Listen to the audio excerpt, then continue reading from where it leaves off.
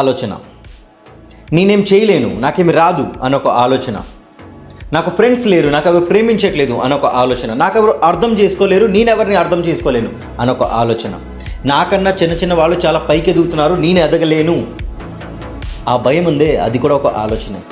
ఇలాంటి negative thinking వల్ల, ఇలాంటి ఆలోచన వల్లే మనం లైఫ్లో ఎక్కడికి వెళ్ళలేకపోతున్నాం, ఎక్కడ గ్రో అవ్వలేకపోతున్నాం, డిప్రెషన్లో పడుతున్నాం. ఈ డిప్రెషన్ వల్ల మన లోపల బద్ధకం పుడుతుంది. ఈ బద్ధకం వల్లే ఒక పాయింట్ తర్వాత మనం చేయగలిగినా కూడా మనం ప్రయత్నించాం. దాని తర్వాత మన లైఫ్ ఎలాగుంటే దాన్ని అలాగే యాక్సెప్ట్ చేస్తాం.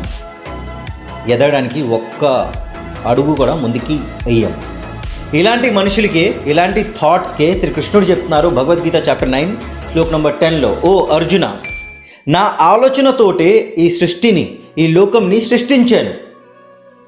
ఈ సృష్టిలో ఉన్న ప్రతి ఒక్క మనిషి, ప్రతి ఒక్క వస్తువుకి ఒక కార్యం, ఒక బాధ్యతని ఇచ్చాను.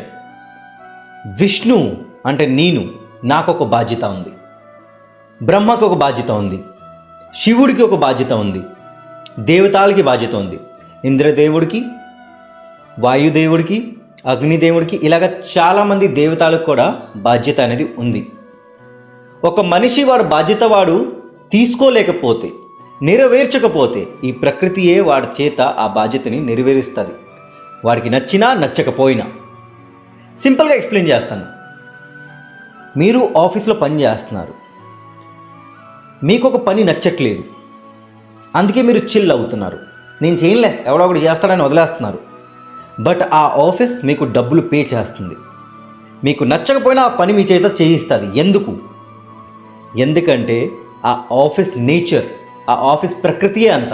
మీకు డబ్బులు ఇచ్చాం, మీకు చెప్పిన పని మీరు చేయాలి. సేమ్ అలాగే ఈ లోకంలో మనం పుట్టాం, మనకి దేవుడు మనం పుట్టిన ప్రతిసారి, మనిషిలాగా పుట్టిన ప్రతిసారి ఒక అవకాశంని ఇస్తున్నాడు మన కర్మాల్ని, మన ధర్మాల్ని పాటించడానికి. ఇలాంటి అవకాశంని మనం చేజార్చుకోకూడదు. మనం ఈ మెటీరియల్ డిజైర్ వెనుకన పడి అన్నీ మర్చిపోతున్నాం.